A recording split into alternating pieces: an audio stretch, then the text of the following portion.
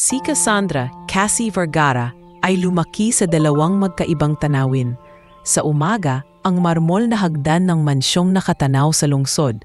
Sa gabi, ang kuwento ng ina niyang si Lorna tungkol sa pawis, labada at pagod na pagmamahal.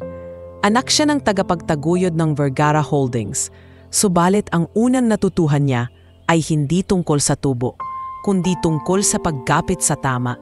Anak, ang yaman ay gamit lang. Paalala ni Lorna tuwing hating gabi habang hinahaplos ang buhok niya. Huwag mong hayaang ikaw ang gamitin ng yaman. Bata pa lang, pinipili na niyang maging ordinaryo kung kaya. Tinatanggihan niya ang alok na sunduin ng tsuper at sumasakay ng jeep kapag may pagkakataon. Bit-bit ang maliit na backpack at suot ang simpleng rubber shoes. Sa eskwela, natutunan niyang makinig sa kuwento ng tindera ng fishball at ng janitor na tahimik magtrabaho sa sulok ng hallway. Magandang umaga po, Kuya Rodel, bati niya lagi. Salamat sa inyong sipag. Ang ganitong paggalang ang nagpatibay sa paniniwala niyang pantay ang dignidad ng tao, kahit hindi pantay ang pagkakataon. Habang lumalaki, napansin niyang dumarami ang tinging nakakapit sa apelyido niya. Sa mga fundraising gala, may mga lalaking lumalapit na may dalang alak at ngiting masyadong maayos. Miss Vergara, baka gusto mong makita ang exhibit ko sa Sabado. Sabi ng isa, sabay tungo na tila nakikiusap. Nakangiti si Cassie, ngunit maingat. Salamat, may site visit ako. Tugon niya. Madalas, kapag tumalikod na sila, kumakalansing sa loob niya ang tanong. Kung hindi ba siya Vergara? Lalapit kaya sila? Doon nagsimulang umusbong ang pag-iingat niya sa mga papuring parang tali. Sa edad na 24, nagbigay siya ng pagkakataon sa pag-ibig. Dumating si Adrian, mas matanda, wise magsalita at marunong pumili ng sandaling nakakagaan ng loob. Ipinakilala niya kay Cassie ang mga ideyang kapareho ng hangarin niya. Abot kayang pabahay, berdeng gusali, makataong pagplano. Kaya nating gawing tahanan ang mga bakanting lote, sabi ni Adrian sa isang lakad nila sa tabing ilog. Nadama ni Cassie na may kasama siya sa pangarap. Sa tuwing mag-uusap sila, lumalawak ang imahinasyon niya sa negosyong hindi lamang kumikita, kundi nakakatulong. Ngunit ang tiwala ay parang salamin. Kapag nabitawan, may lamat. Nagsimula sa maliliit na paglihis.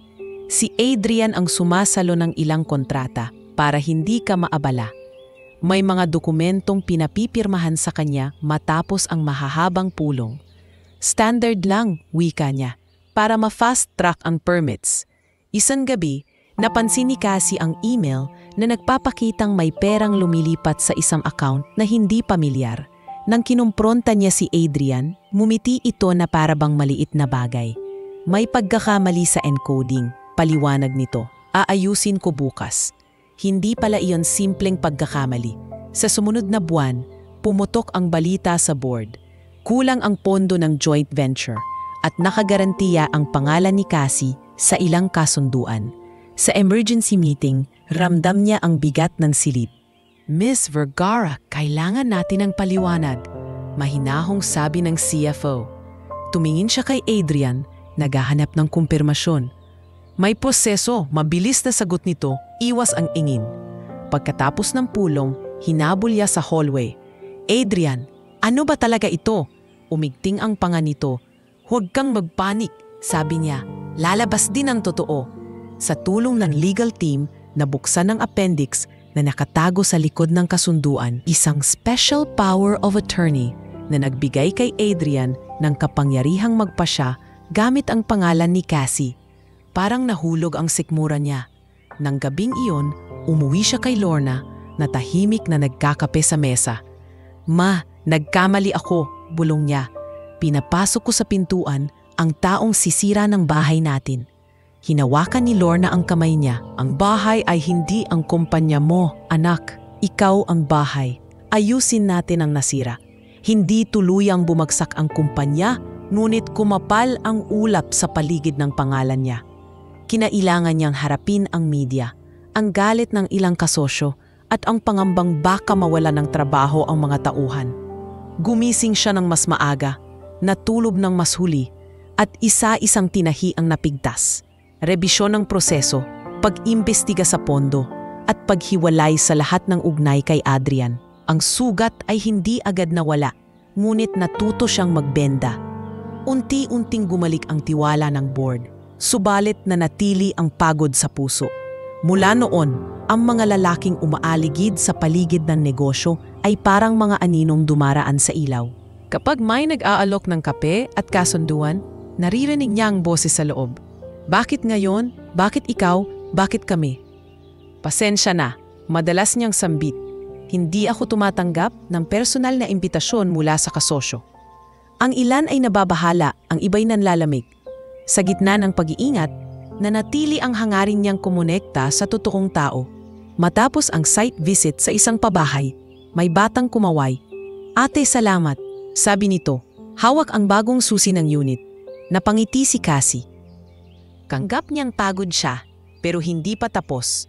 Isang gabing umuulan, humarap siya sa salamin at kinuha ang kwadernong matagal nang walang sulat. Tinanggal niya ang alahas at makeup. Hinayaan ang buhok na bumagsak sa balikat. Kung walang apelyido, sino ka? Bulong niya sa refleksyon. Sumulat siya, eksperimento para sa katotohanan. Layunin, makita kung sino ang lalapit kapag wala ang anyo at yaman. Paraan, isantabi ang kinang at mamuhay bilang karaniwang babae. Hindi ito larong biro. Ito ang paraan para masukat ang lalim ng sugat at kung gaano nakatibay ang loob. Kinabukasan, dinalaw niya si Aling Bebang, ang dating yaya na ngayon nagtitinda ng merienda sa tapat ng barangay hall. Iha, sabi ni Bebang, madaling mahalin ang maganda at may kaya. Ang tanong, mahal ka ba kapag wala kang dala? Umupo si Cassie sa bangkong kahoy at tumango. Kailangan kong sugukan iyon. Sa pag-uwi, inayos niya sa isip ang mga hakbang. Kakaunting damit, lumang telepono at kuwento na sapat para makapamuhay ng simple. Hindi pa niya iniisip ang sino o saan, mas mahalaga ang bakit. At sa gabing iyon, habang pumapaimbabaw ang amoy ng lupa mula sa ulan, nagpasya si Cassie. Hindi para magtaka ang mundo, kundi para masagyot ang sarili. Hahanapin niya ang mga mata na marunong tumingin sa tao at hindi sa titulo. Sa umaga, sisimulan niya ang lihim, isang panibagong anyo, isang tahimik na pangakong babantayan ang puso. Humupa ang unos, nakahanap siya. Sa sumunod na mga linggo matapos buuin ni Cassie ang plano niyang magpanggap, dumami ang mga tanong mula sa pamilya. Sa hapagkainan ng mansyon, habang kumakain ng sinigang na hipon at pritong isda, sinipat siya ng kanyang ina na tila sinusukat ang laman ng isipan niya. Anak, panimula ni Lorna, hindi ka na bumabata. Wala namang masama kung makilala mo ang mga kaibigan ng pamilya. Baka doon mo matagpuan ang taong para sa'yo. Natahimik si Cassie, pinaglalaruan ang kanin sa plato. Alam niyang hindi basta biro ang sasabihin ng ina. Ang ama naman niyang si Roberto, seryosong nakatingin. Sumabay sa pananalita. May lumapit sa akin, ang kaibigan kong si Victor. May anak siyang lalaki, si Ethan. Maganda ang takbo ng negosyo nila sa construction. At magaling daw sa pamamalakad. Sabi ni Victor, matagal na raw niyang gustong ipaalam sa iyo. Hindi alam ni Cassie kung tatawa ba siya o magpapakita ng interes. Sa loob-loob niya, naramdaman agad ang lumang pag-aalinlangan. Ilang beses na siyang iprinisinta sa mga lalaki para sa negosyo kaysa para sa pag-ibig. Ma, alam ninyo naman na ayaw ko ng mga ganoong setup. Gusto ko kung magkakarelasyon man ako dahil sa tunay na koneksyon, hindi dahil may pinagkasunduan ang pamilya. Wika niya ng mahinahon. Ngunit si Lorna, bagamat mabait, ay may bahagyang diin sa tinig. Hindi namin sinasabing pilitin ka. Pero kilalanin mo man lang. Isa pa, kilala namin ang pamilya nila. Alam namin na maayos sila at ligtas ka. Nagpatuloy ang hapunan na may halong katahimikan at pag-aalangan. Nang gabing iyon, sa kwarto niya, initigan niya ang laptop na bukas sa social media profile ng Ethan na sinasabi ng mga magulang niya. Gwapo ito, matikas ang tindig, at halatang sanay sa marangyang pamumuhay. Ngunit may isang bagay sa kanyang mga litrato, mga kotse, mamahaling resort, at mga party, na nagpaalala kay Cassie na mga lalaking nilapitan siya dati para lamang sa imahe. Kinaumagahan, habang nagkakape sa veranda, muling lumapit si Lorna. Anak, kahit isang pagkakataon lang, isang lunch meeting. Kung ayaw mo pagkatapos, wala nang pilitan. Alam ni Cassie na hindi basta-basta tatantanan ng ina ang usapang ito, at kung tutuusin, maaari niyang gamitin ang pagkakataon para subukan ang bagong plano niya. Kung makikilala niya si Ethan sa anyo ng Sandra, malalaman niya agad kung anong klase itong tao. Nagsimula siyang magplano. Tumawag siya sa kaibigan niyang makeup artist na si Trina. Trina, kailangan ko ng prosthetic makeup. Yung magmumuka akong ibang tao, mas matanda ng kaunti, at hindi kaakit-akit. Wala dapat makakilala sa akin. Tumawa si Trina. Mukhang may mission ka ah. Sige, magdala ka ng mga lumang damit. Ako na bahala sa mukha mo. Kinabukasan, sa maliit na studio ni Trina, inilatag ang mga lumang palda, kupas na blusa, at isang pares ng sapatos na may gasgas na ang takong.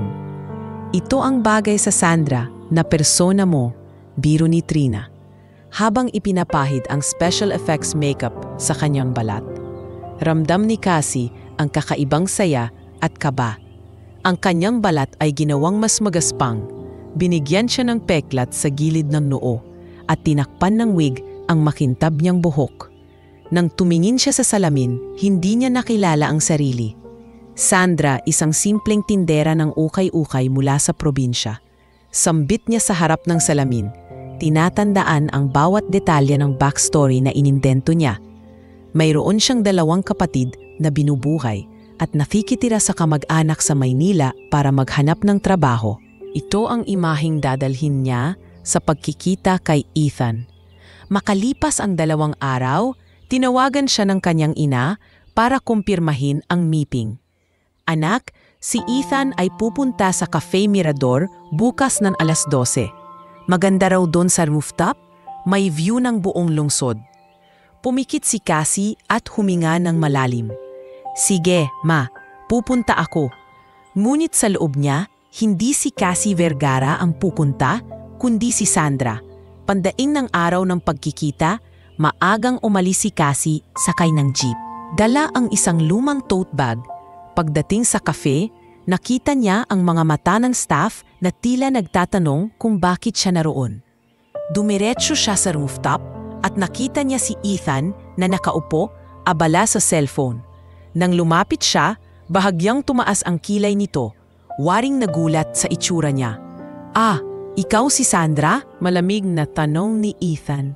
Oo, ikaw si Ethan? Sagot niya na may niting magiliw, ngunit may halong kaba. Umupo siya, ngunit napansin niyang hindi man lang tutumingin sa kanya ng diretsyo. Sa halip, kinuha nito ang menu at nag-order ng mamahaling kape para sa sarili. Gusto mo bang un-order? Tanong nito nang hindi tumitingin. Ah, kahit tubig lang po, sagot ni Cassie. Nakita niya ang bahagyang ngiting sarkastiko ni Ethan bago ito muling tumingin sa phone.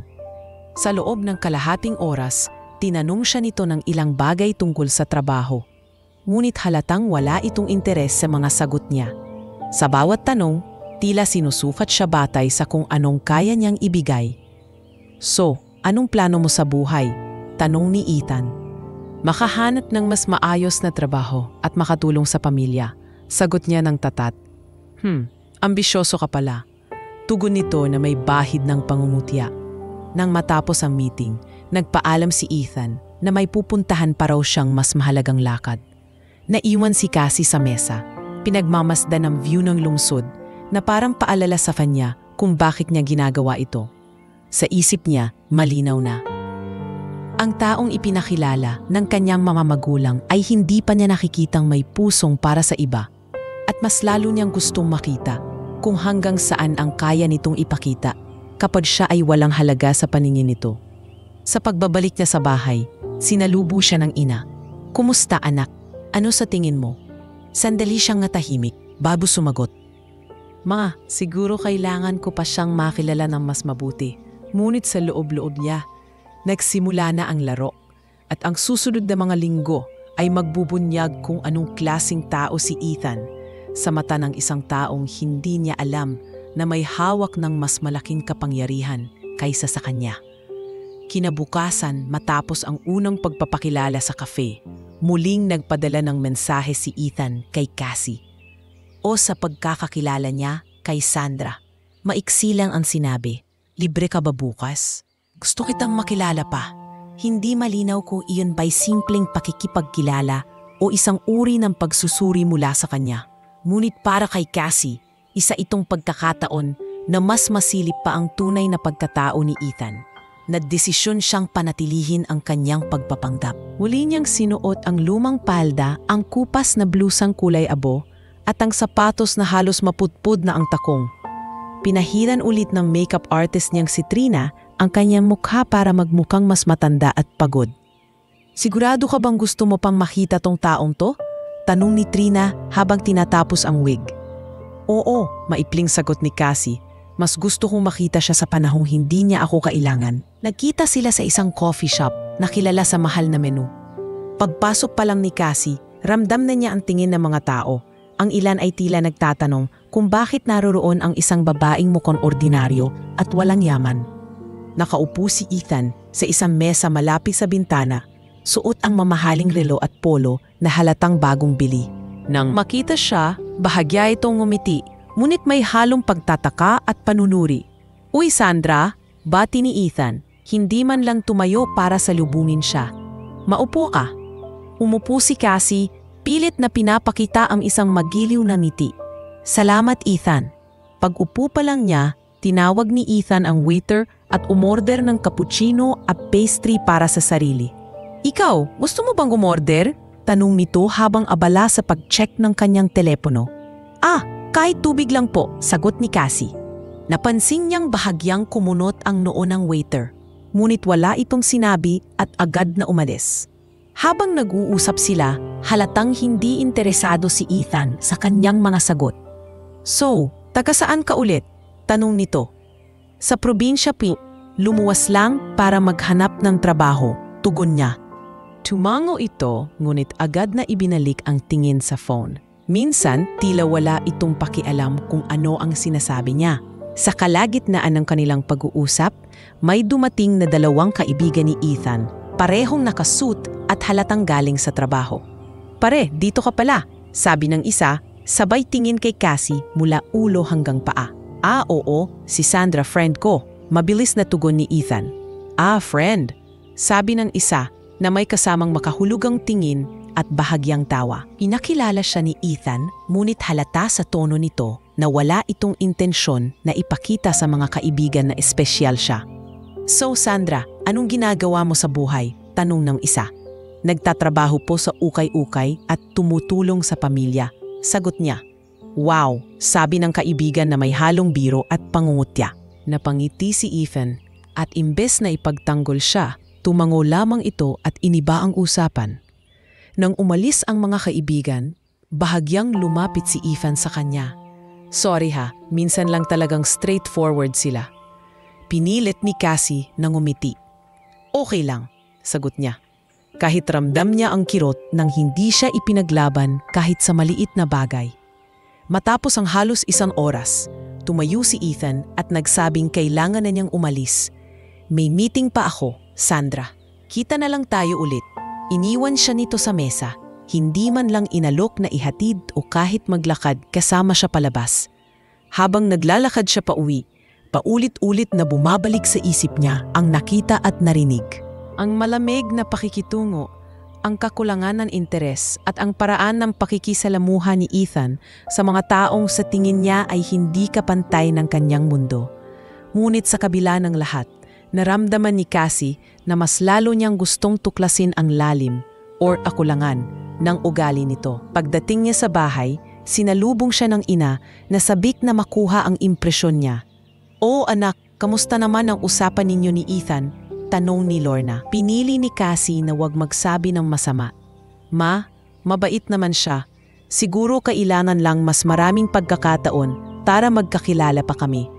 Ngunit sa loob-loob niya, malinaw na. Ang unang pagkikita nila ay hindi nagpakita ng kabutihang hinahanap niya. At kung totoo ang hinala niya, baka sa susunod na mga pagkikita ay mas lalabas pa ang totoong kulay ni Ethan. Kulay na gusto niyang makita bago siya magpasya kung karapat-dapat ba itong manatili sa kanyang buhay o tuluyan na niyang alisin sa larawan.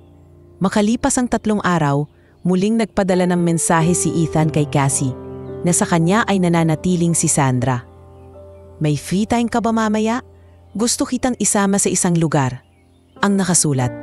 Walang dagdag na paliwanag kung anong klaseng lugar iyon, ngunit sumang-ayon siya. Para kay Cassie, bawat imbitasyon ni Ethan ay isa ring pagkakataon para makita ang mas malinaw na anyo ng kanyang ugali. Hapon iyon, nang magkita sila, nakasuot si Ethan ng polo na halatang bago, may mamahaling pabango at dala ang susi ng isang sports car. Sakay ka. Malamig ngunit may bahagyang kumpiyansang, sabi nito. Hindi nagtanong si Cassie kung saan sila pupunta.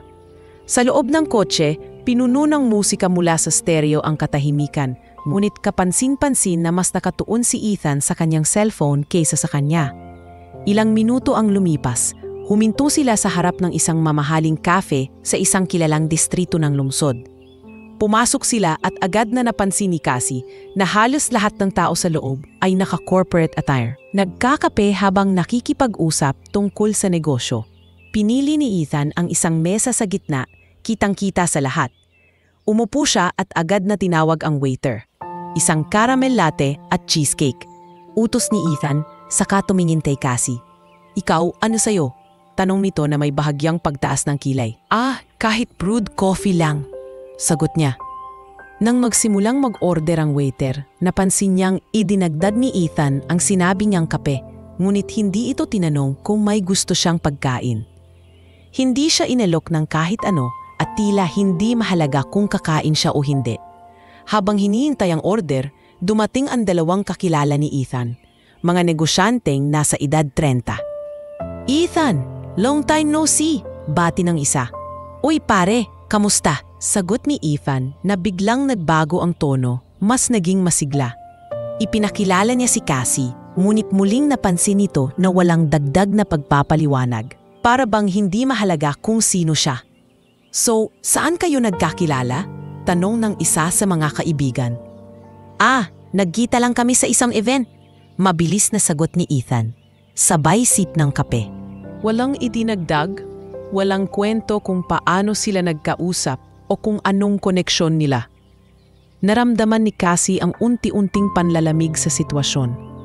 Nang umalis na ang mga kaibigan ni Ethan, ibinalik nito ang tingin sa kanya. So, Sandra, anong mga plano mo sa buhay? Tanong nito na parang interogasyon. Gusto ko pong makatulong sa pamilya at magkaroon ng sariling maliit na negosyo. Sagot niya ng mahinahon. Tumango ito. Pero kailangan mong maging realistic. Sa panahong ngayon, mahirap umangat kung wala kang koneksyon o pera. Ang tono nito ay parang pagtuturo, ngunit may halong panghuhusga. Habang nag-uusap sila, napansin ni Cassie na may isang matandang lalaking palaboy sa labas ng kafe. Nakatingin sa mga tao. Lumapit ang matanda sa pintuan at bahagyang sumilip sa loob, marahil naghahanap ng makakain. Agad na tinawag ng staff ang security para paalisin ito. Bago pa makalapit ang guard, tumayo si Cassie at inilabas ang wallet. Iniabot ang isang maliit na halaga sa matanda. Para sa inyo po, mahina niyang sabi.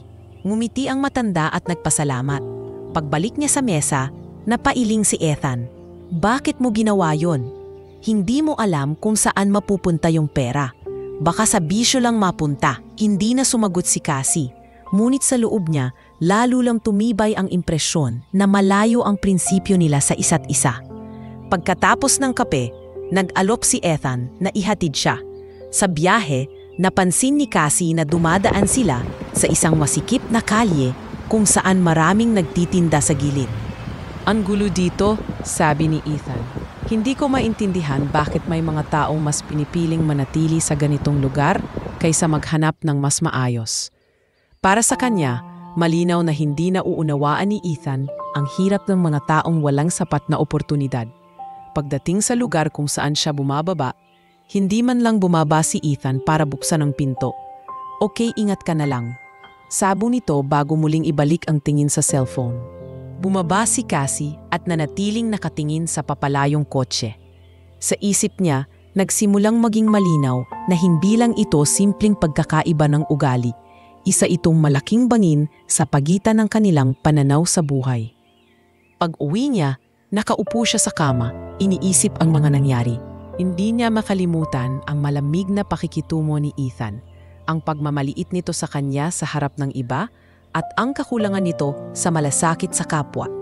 Ngunit sa halip na mawalan siya ng gana, mas lalo siyang nakumbinsi na kailangan niyang ipagpatuloy ang pagpapanggap. Hindi para saktan ang sarili, kundi para tuluyan niyang makita kung may natitirang kabutihan sa taong ito o kung dapat na niyang tuldukan ang lahat bago pa mahuli ang lahat. Sa mga sumunod na araw, nagpasya siyang tanggapin pa ang ilang imbitasyon mula kay Ethan. Alam niyang bawat pagkikita ay magdadala sa kanya ng mas malinaw na larawan. Larawang magpapasyang kung siya ba'y karapat-dapat sa oras, tiwala at puso niya. Isang maulang hapon, habang nakaupo si Cassie sa isang maliit na karinderya malapit sa terminal, nag-text si Ethan na hindi siya makakapunta sa kanilang napagkasunduang pagkikita. "This is a work, next time na lang." Maikli nitong mensahe. Hindi na siya nagulat, ngunit may kaunting bigat sa dibdib niya. Habang iniisip kung uuwi na ba siya o magpapalipas muna ng ulan, isang pamilyar na tinig ang sumalubong sa kanya. "Uy, ikaw pala, Sandra, di ba?" Napalingon siya at nakita si Marco, ang matalik na kaibigan ni Ethan na nakilala niya noong unang pagkakataon nilang magkita. Naka-jeans lang ito at simpleng t-shirt, may bitbit na paper bag ng tinapay. Marco, tipid niyang bati, sinabayan ng ngiti. "Oo, ako nga." Lumapit si Marco at naupo sa bakanting silya sa harap niya. "Alam mo, matagal ko nang gustong makausap ka ng mas matagal. Lagi kasi kitang nakikita kapag kasama si Ethan. Pero parang hindi kayo masyadong nagkakaintindihan." Medyo natawa si Cassie sa obserbasyon. "Ganun ba ang tingin mo?" tanong niya. Tumango si Marco.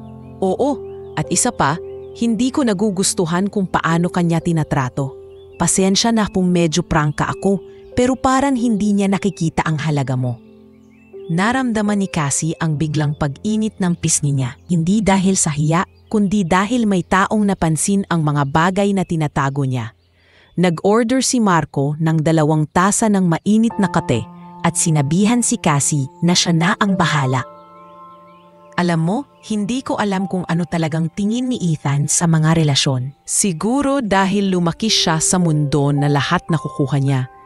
Wala siyang tiyaga para makilala ang isang tao ng totoo. Habang nagsasalita si Marco, ramdam ni Cassie ang sinseridad sa boses nito.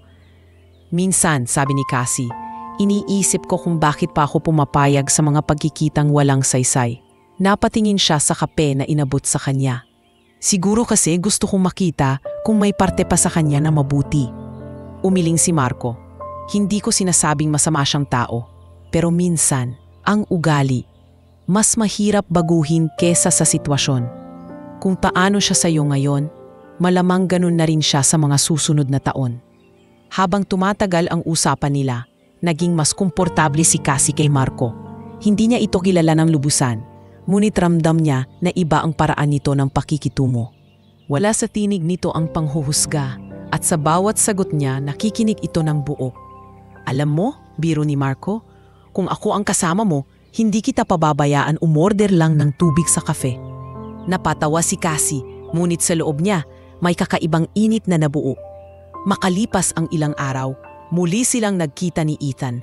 Sa isang mamahaling restaurant siya dinala nito, ngunit tulad ng dati, tila hindi siya bahagi ng plano ng gabi. Panay ang cellphone nito at nang dumating ang pagkain, hindi man lang nagtanong kung kumusta siya. Sa gitna ng pagkain, biglang nag-ring ang telepono ni Ethan at tumayo ito para sagutin. Iniwan siyang mag-isa sa mesa. Habang naghihintay, napansin niyang pumasok si Marco sa restauran. Tila may kamiting sa kabilang mesa. Nang makita siya, agad itong lumapit. "Sandra, kumusta?" tanong nito na may ngiting tunay. "Ayos lang," sagot niya, bahagyang nag-aalangan. Umupo si Marco saglit at tiningnan ang pagkaing nasa harap niya. "Bakit parang hindi ka masaya?" Nagbuntong hininga si Cassie. "Minsan kasi, parang wala akong halaga sa kanya." Hindi niya alam kung bakit nasabi niya iyon, ngunit marahil dahil alam niyang si Marco ay hindi maghuhusga. Tumango lang ito. At walang sabi-sabi ay iniabot sa kanya ang isang maliit na kahon mula sa paper bag na dala nito. "Para sa'yo, banana bread, gawa ng mama ko, pampasaya lang." Napangiti si Cassie sa simpleng kilos na iyon, isang bagay na hindi niya natanggap mula kay Ethan kahit minsan. Pagbalik ni Ethan sa mesa, nagbago ang anyo ng mukha nito nang makita si Marco. "Pare, anong ginagawa mo dito?" Malamig nitong tanong. "Meeting lang, napadaan ako," sagot ni Marco bago tumayo. "Ingat kayo." Nang makaalis si Marco, napansin niya ang matalim na tingin ni Ethan sa kanya. "Close kayo ni Marco ha?" sabi nito na may halong biro at pagdududa. "Nagkataon lang," sagot ni Cassie, pilit pinapakalma ang tono ng boses niya. Sumunod na linggo, paminsan-minsan ay nakakatanggap siya ng mensa. Makalipas ang isang linggo ng sunod-sunod na pagkikita nila ni Ethan, ramdam ni Cassie na mas lalo lang lumilinaw ang larawan ng lalaki sa kanyang isipan. Kung dati ay umaasa siyang baka sa likod ng malamig na tingin ay may mabuting puso, ngayon ay unti-unti nang nawawala ang ilusyon na iyon. Ngunit sa gitna ng lahat ng ito, may isang tao na nagsisimulang magbigay sa kanya ng kakaibang pakiramdam ng seguridad, si Marco. Unang nakilala ni Cassie si Marco sa isa sa mga gabi kung saan yaya siya ni Ethan sa isang bar kasama ang mga kaibigan nito. Naka-jeans lang at simpleng puting polo si Marco, ngunit kapansin-pansin ang maaliwalas nitong mukha at ang paraan ng pagtingin na para bang nakikinig talaga siya. Habang abala si Ethan sa pakikipag-usap sa iba, si Marco ang nagtanong sa kanya kung komportable ba siya sa lugar. "Ayos ka lang ba, Sandra? Medyo maingay dito," wika nito, bahagyang yumuyuko para marinig niya sa gitna ng malakas na tugtugin. "Okay lang, sanay naman ako," tugon ni Cassie. Kahit totoo ay naiilang siya. Nang umalis sandali si Ethan para makipagkita sa isang kakilala, naiwan silang dalawa ni Marco sa mesa. "Matagal ka na bang kilala ni Ethan?" tanong ni Marco. "Hindi pa, ilang linggo pa lang," sagot niya. So hindi ka pa masyadong familiar sa ugali niya?" Biro nito, ngunit may halong pag-aalala sa tono. Napangiti si Cassie at iniba ang usapan. Ayaw niyang masyadong magbukas ng damdamin, lalo na't hindi pa niya alam kung sino talaga si Marco sa buhay ni Ethan. Sa sumunod na pagkikita nila ni Ethan, sa isang business lunch kasama ang ilang kliyente nito, muli niyang nakita si Marco. Hindi siya sigurado kung kasama ba talaga ito sa negosyo o simpleng kaibigan na laging nariyan. Habang nag-uusap sila sa mesa, napansin ni Cassie ang madalas na pagtitig ni Marco sa kanya. Hindi sa paraang bastos, kundi para bang sinusubukang basahin kung komportable ba siya o hindi. Nang mag-break para kumuha ng dessert, lumapit ito sa kanya. "Mukhang hindi ka masyadong nasasama sa usapan kanina. Ayos ka lang ba?" tanong nito. "Oo naman, sanay na ako," sagot niya, ngunit sa loob-loob niya ay nakaramdam siya ng kaunting ginhawa na may nakakapansin sa kanya. Isang gabi, matapos silang magkita ni Ethan at maranasan na naman ang malamig at minsan ay nakakainsultong pakikitungo nito, nakatanggap siya ng mensahe mula kay Marco. "Nandito ako sa malapit, gusto mo bang magkape muna bago ka umuwi?" Hindi niya alam kung bakit siya pumayag. Ngunit ilang na minuto lang ay magkasama na silang nakaupo sa isang maliit na kafe sa kanto. Doon, mas nakilala niya si Marco. "Alam mo, Sandra," panimula nito habang nakatingin sa tasa ng kape, "matagal ko nang kaibigan si Ethan, pero hindi ko palaging nagugustuhan ang paraan niya sa pakikitungo sa ibang tao. Lalo na sa mga taong hindi niya kilala o hindi niya tingin ka-level niya." Hindi sumagot agad si Cassie. Pinili niyang makinig. "Nakikita ko kasi kung paano kanya tratuhin. pasensya ka na kung medyo diretso, pero hindi ko gusto yung mga naririnig at nakikita ko. Bahagyang natawa si Cassie. Hindi dahil nakakatawa ang sinabi ni Marco, kundi dahil ngayon lang may nagsabi sa kanya ng ganoon mula sa mismong bilog ni Ethan. Salamat, Marco. Hindi madalas may nagsasabi ng ganyan sa akin, wika niya. Kung kailangan mo ng kausap o kahit kasama lang na hindi manghuhusga, nandito lang ako. Dagdag pa nito. May kung anong init na sumilay sa dibdib niya. Isang pakiramdam na matagal na niyang hindi nararanasan. Yung may taong interesado sa kanya, hindi dahil sa itsura, pera o koneksyon. Mula noon, tuwing may gathering si Ethan at naroon si Marco, nagiging mas kampante si Cassie. Hindi na nga sila palaging magkausap, ngunit sapat na ang simpleng tingin o ngiti ni Marco para maramdaman niyang hindi siya nag-iisa sa gitna ng magagarbong mukha at malamig na mga titig. Sa ilang pagkakataon, kapag hindi pinapansin ni Ethan ang mga sinabi niya sa mesa, si Marco ang bumabaling sa kanya at tinatanong ang opinyon niya. Isang gabi matapos ang isa na namang pagtitipon kung saan mas inuna ni Ethan ang makipag-usap sa ibang babae kaysa pansinin siya, inalok siya ni Marco na ihatid pa uwi.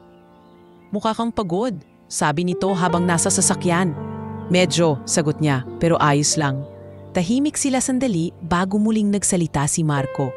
Kung sakali man na dumating ang punto na ayaw mo na sa sitwasyon mo ngayon, sana alam mo may ibang taong handang makinig sa'yo. Pagkarating sa harap ng bahay, napangiti si Cassie at tiningnan ito. Salamat Marco, hindi mo alam kung gaano kalaki ang tulong ng mga simpleng salitang yan. Tumango si Marco at ngumiti. Basta tandaan mo, hindi lahat ng tao pare-pareho.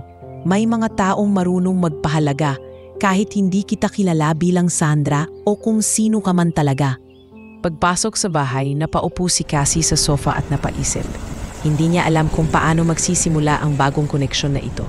Ngunit malinaw sa kanya na sa pagitan ng lahat ng malamig na tingin at mapanuring salita ni Ethan, may isang tao na kumikilos sa paraang mas malapit sa uri ng taong hinahanap niya. At sa mga susunod na araw, alam niyang mas lalo pa niyang makikilala si Marco. At sa parehong pagkakataon, mas lalong mahuhubaran si Ethan ng maskarang matagal na nitong ginagamit. Lumipas ang ilang linggo mula nang magsimulang lumapit si Marco kay Cassie. At sa panahong iyon, ay mas naging malinaw sa kanya ang kaibahan ng dalawang lalaki. Si Ethan, na ipinakilala ng kanyang mga magulang bilang posibleng katuwang sa buhay, ay patuloy na nagpapakita ng mga ugaling hindi kanais-nais. Si Marco naman, na halos hindi niya kilala sa umpisa, ay unti-unting nagiging isang ligtas na presensya sa gitna ng malamig at minsan ay mapanirang mundo ni Ethan. Ngunit kahit ganoon, pinili ni Cassie na ipagpatuloy ang kanyang plano, ang pagpapanggap bilang si Sandra, upang lubos niyang makita kung hanggang saan aabot ang tunay na ugali ng taong nireto sa kanya. Isang hapon, habang nakaupo siya sa isang maliit na karinderya sa may kanto, nakatanggap siya ng tawag mula kay Ethan. Sandra, nandyan ka ba sa bahay? May pupuntahan tayo. Malamig nitong sabi, parang hindi man lang nag-aalalang abala siya. May ginagawa po ako ngayon. Pero saan po ba? Tanong niya. Pilit pinapakinggan ang tono nito. Basta, ihanda mo na ang sarili mo. Nasa tapat na ako.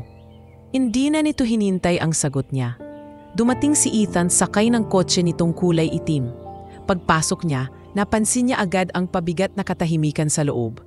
May ipapakita lang ako sa'yo, sabi nito, at hindi na muling nagsalita. Pagdating nila, napansin niyang pamilyar ang lugar. Isang pribadong subdivision na may malalaking bahay.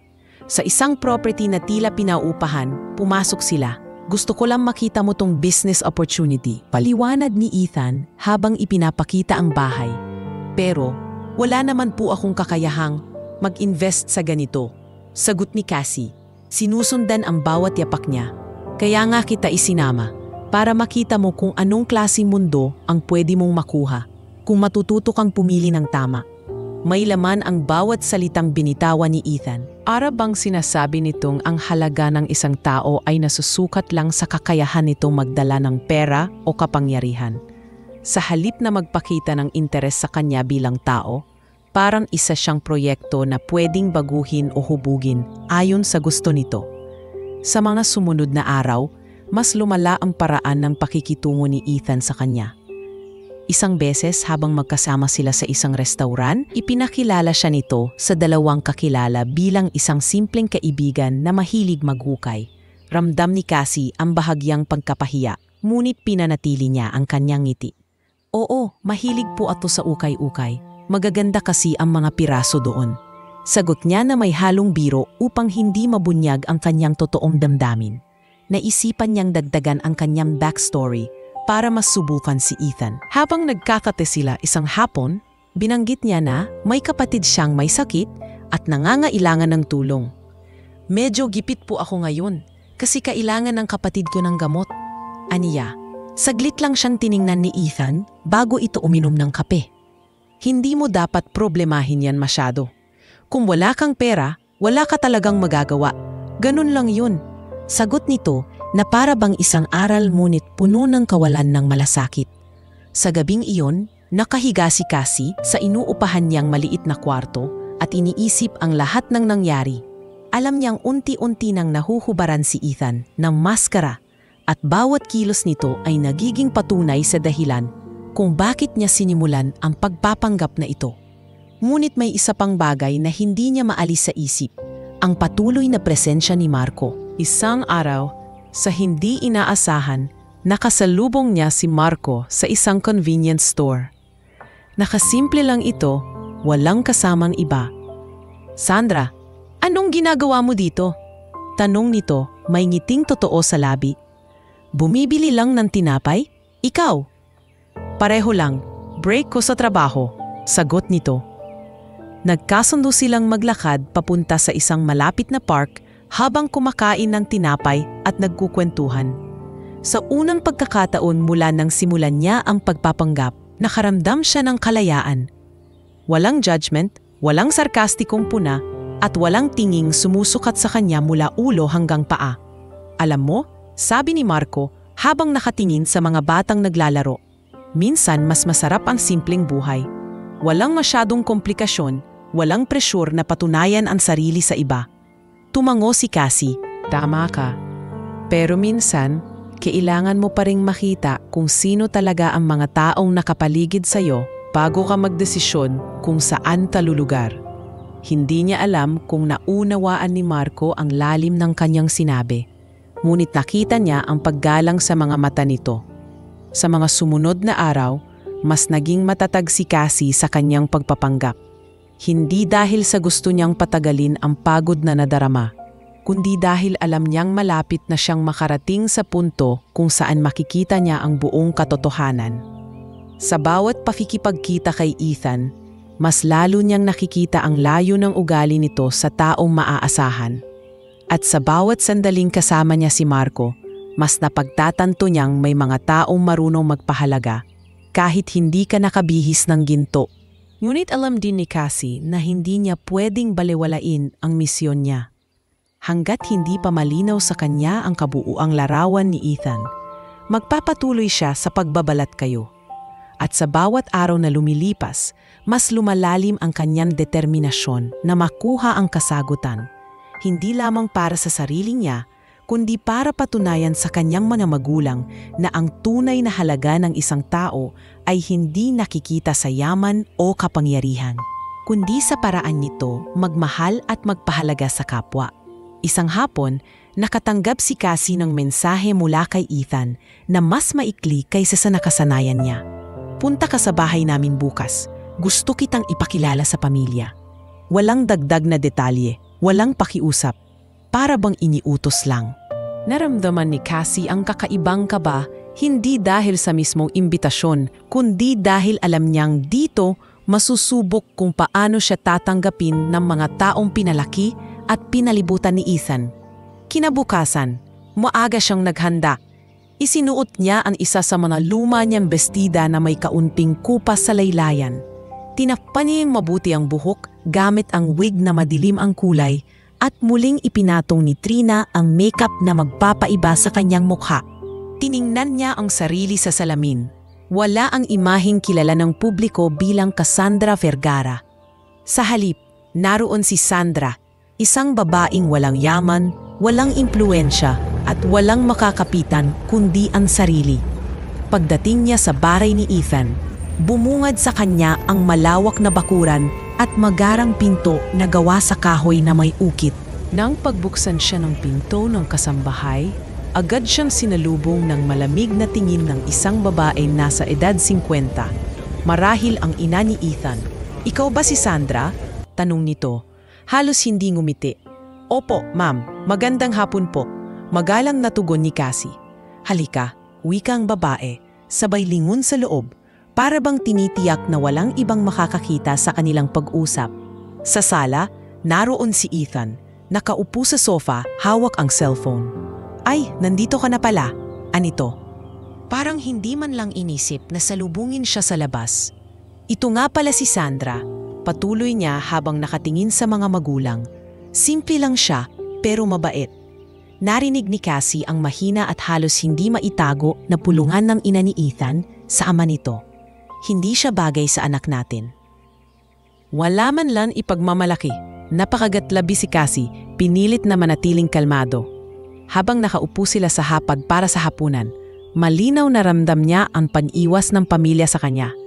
Tanging si Marco, na napag-alaman niyang pinsan pala ni Ethan at inimbitahan din para sa okasyon, ang kumakausap sa kanya ng maayos. "Kumusta ka, Sandra? Nag-enjoy ka ba sa biyahe papunta rito?" tanong ni Marco na tila sinusubukang gawing magaan ang sitwasyon. "Medyo malayo po. Pero maganda ang tanawin sa daan," sagot niya. At sa unang pagkakataon mula nang dumating, naramdaman niyang may nakikinig talaga sa kanya. Matapos ang hapunan, nilapitan siya ni Ethan at inanyayahan sa kusina. "Pwede mo bang tulungan ng mga kasambahay sa paghuhugas? May iba pa kasi kaming aasikasuhin ng mga magulang ko." Hindi man ito karaniwan para sa isang bisita, tumamo si Cassie. Sa totoo lang, wala siyang problema sa ganoong gawain. Ngunit alam niyang isa rin ito sa mga paraan ni Ethan para ipakita sa pamilya na hindi siya higit pa sa imaheng ipinapakita niya ngayon. Habang naguhugas siya ng pinggan, lumapit si Marco. "Hindi mo naman kailangang gawin to, alam mo," bulong nito. "Ayos lang, sanay naman ako," sagot ni Cassie na may ngiti. Kahit ramdam niyang masakit sa loob ang tila pagpapababa ng tingin sa kanya ng pamilya ni Ethan. "Kung ako sa'yo, hindi ko palalagpasin na tratuhin ka ng ganito," wika ni Marco. Ngunit tumango lang si Cassie at hindi na nagsalita pa. Pagbalik niya sa sala, naroon ang mga magulang ni Ethan, tahimik na nag-uusap. "Ethan, sigurado ta ba sa kanya?" Narinig niyang tanong ng ama nito. Parang hindi siya kasing level ng mga naging babae mo dati. Sagot naman ni Ethan, "Tingnan natin, baka naman magbago ang isip ko." Para bang pinag-uusapan siya na parang isang proyekto o paninda na pwedeng suriin bago bilhin. Bago siya umalis, nilapitan siya ng ina ni Ethan at mahigpit na sinabing, "Sandra, hindi madaling maging bahagi ng pamilyang ito. Kailangan mo ng maraming bagay na wala ka." Tumingin si Cassie sa babae at kahit gusto niyang magsabi ng kung ano para ipagtanggol ang sarili, pinili niyang ngumiti at magpasalamat na lang.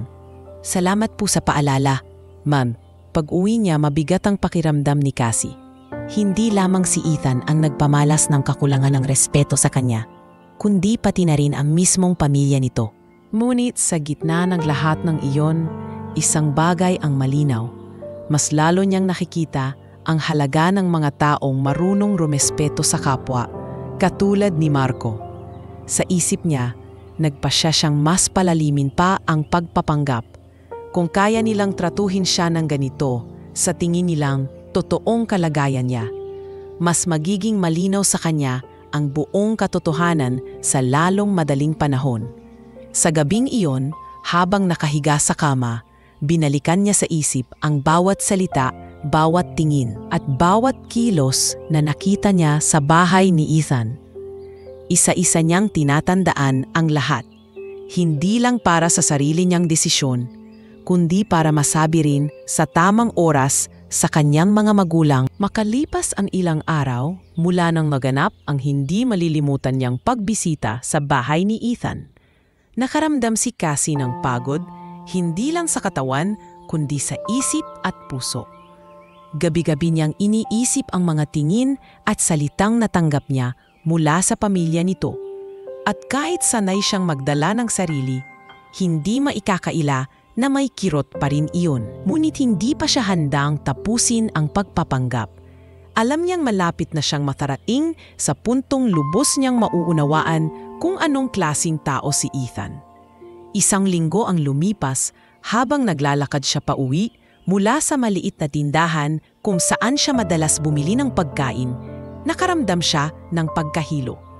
Una ay parang simpleng pagod lamang, ngunit habang tumatagal, mas bumibigat ang kanyang ulo at nanlalabo ang paningin. Pinilit niyang makauwi, ngunit sa kalagitnaan ng kalsada ay napilitan siyang umupo sa gilid. Hinihintay na bumalik ang lakas. Habang nakapikit siya, may narinig siyang boses na pamilyar. "Sandra?"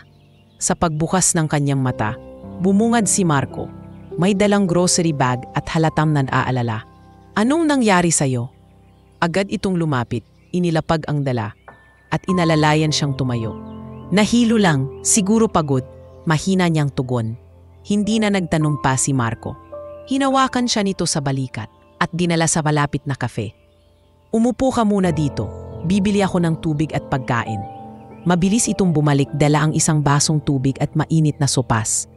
"Kumain ka kahit kaunti, baka hindi ka pa nanaraalmusal," sabi nito habang tinitiyak na maayos ang pagkakaupo niya. Habang kumakain siya, hindi na iwasan mapansin ni Cassie ang kabaitan ni Marco. Isang kabaitan na hindi kailanman ipinakita ni Ethan sa kanya. "Hindi mo naman kailangan gawin to," mahina niyang sabi. "Kailangan. Ayokong makita kang nagkakaganyan," sagot nito na may tinig na puno ng pag-aalala. Pagkatapos niyang kumain, inalok siya ni Marco na ihatid pa uwi. Sa daan, nagtanong ito, "May kasama ka ba sa bahay?" Umiling si Cassie. "Mag-isa lang. Hindi ko rin naman pwedeng istorbohin ang ibang tao." Tahimik sandali si Marco bago muling nagsalita. "Kung kailangan mo ng tulong, huwag kang mahihiyang magsabi. Hindi lahat ng bagay dapat mong pasanin mag-isa." Kinabukasan, nagising siya na may katok sa pintuan. Pagbukas niya, naroon si Marco, may dalang isang maliit na paper bag. "Asalubong," sabi nito, sabay abot ng lugaw at ilang prutas, "para makabawi ka ng lakas." Halos hindi alam ni Cassie ang sasabihin. "Marco, salamat talaga. Hindi ko alam kung paano ako magpapasalamat." Mumiti lang ito. "Hindi mo kailangang magpasalamat. Gusto ko lang siguraduhin na maayos ka." Sa mga sumunod na araw, madalas dumadaan si Marco sa bahay ni Cassie para magdala ng pagkain o simpleng kumustahin siya. Hindi ito nag-uusisa tungkol sa personal niyang buhay at hindi rin ito nagtatanong ng sobra tungkol kay Ethan. Sa halip, binibigyan siya nito ng pagkakataong maging komportable at maramdaman na may taong handang sumuporta ng walang hinihinging kapalit. Isang hapon, habang magkasama silang nagkakape sa maliit na terrace ng inuupahan ni Cassie, napag-usapan nila ang mga simpleng bagay. "Alam mo, Sandra," sabi ni Marco, "hindi mahalaga sa akin kung saan galing ang isang tao o gaano siya kayaman. Ang mahalaga, marunong siyang magmahal at magpahalaga sa kapwa." Napatingin si Cassie sa kanya, tinatantiya kung hanggang saan ang lalim ng mga salitang iyon. "Totoo yan," sagot niya, "kasi ang pera nawawala. Pero ang respeto at malasakit hindi basta nawawala kung totoo." Hindi maikataila na sa bawat araw na lumilipas, mas lumalapit ang loob ni Cassie kay Marco. Ngunit pinapaalalahanan niya ang sarili na may misyon pa siyang tinatapos. Hindi niya maaaring hayaang mawala ang focus sa dahilan kung bakit siya nagpapanggap, upang makita ang tunay na anyo ni Ethan at magkaroon ng matibay na basehan kapag sinabi niya sa kanyang mga magulang na hindi ito ang lalaking para sa kanya. Gayunpaman, sa tuwing naaalala niya ang magaan na tawa ni Marco, ang paraan ng pag-aabot nito ng pagkain at ang simpleng pagtanggap sa kanya bilang Sandra, napapaisip siya kung sa huli ba ay ang paghahanap niya ng katotohanan kay Ethan ang magiging pinakamahalagang bahagi ng kanyang plano, o kung mas mahalaga ang hindi inaasahang taong dumating upang ipaalala sa kanya na may kabutihan pa ring natitira sa mundo. Isang gabi, matapos ang halos 2 linggong hindi pagkikita nila ni Ethan dahil abala raw ito sa mga business meetings, nakatanggap si Cassie ng mensahe mula sa kanya. Kita tayo bukas, may dinner lang tayo sa isang lugar. Walang daddal na paliwanag, pero para kay Cassie, isa na namang pagkakataon ito upang ipagpatuloy ang kanyang plano at makita kung may kahit katiting na pagbabago sa ugali ng lalaki.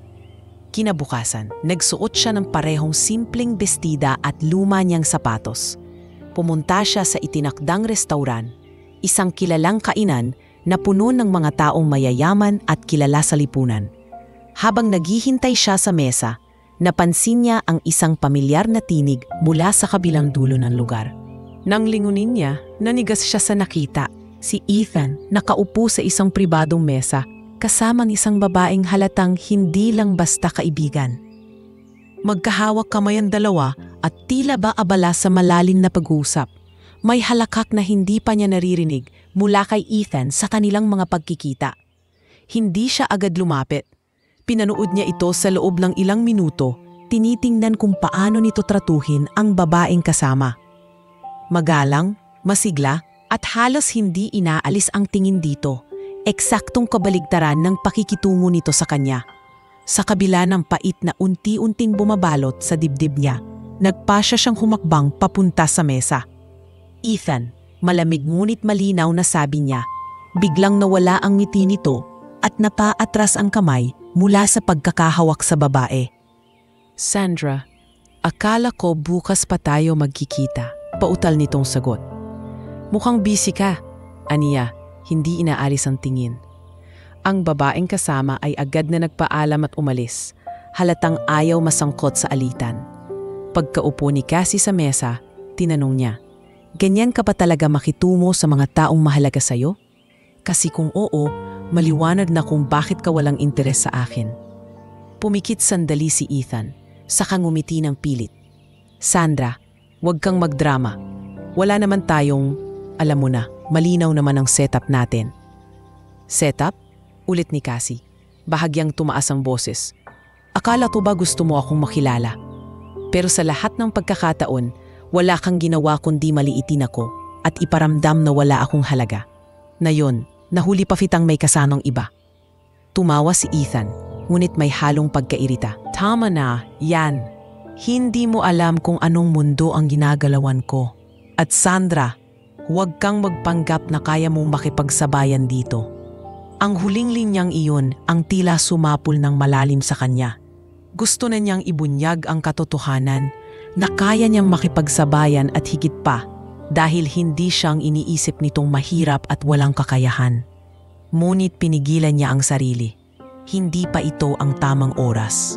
Tumayo si Cassie mula sa mesa. Hindi na iniintindi ang mga mata ng ibang tao na nakatingin sa kanila. Salamat, Ethan. Dahil sa gabing ito, mas malinaw na sa akin ang lahat. Umalis siya sa restauran, ngunit sa likod ng galit ay naroon pa rin ang pakiramdam ng lungkot at pagkadismaya. Pag-uwi niya, hindi niya mapigilang ikwento kay Marco ang nangyari. Nagkita sila sa isang maliit na park malapit sa bahay niya. Hindi ko na alam kung bakit ko pa ito pinapatagal, amin niya. Tahimik lang si Marco habang nakikinig, nakatitig sa kanya na para bang ayaw magpakita ng kahit anong opinyon na makakapagpabigat pa sa loob niya. Kung nasaktan ka na, Sandra, bakit mo pa tinitiis? Tanong nito sa dulo. Dahil may kailangan pa akong patunayan, hindi lang sa kanya kundi sa sarili ko at sa pamilya ko, sagot niya.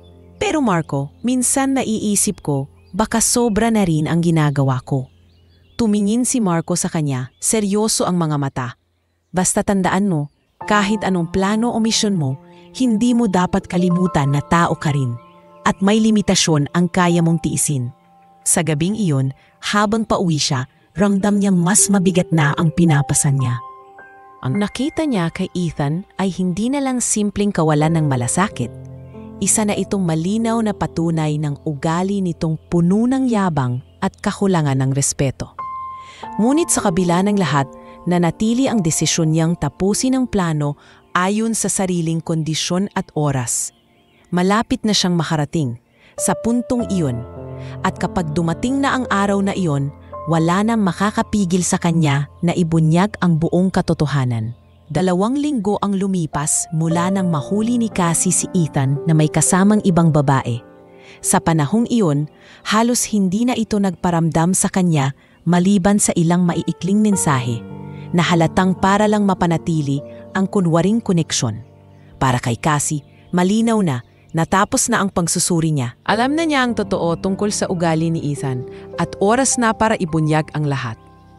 Ngunit alam din niyang kailangan itong gawin sa paraang walang pagtakas para sa lalaki. Isang eksenang magbubunyag ng lahat sa harap ng mga taong mahalaga dito.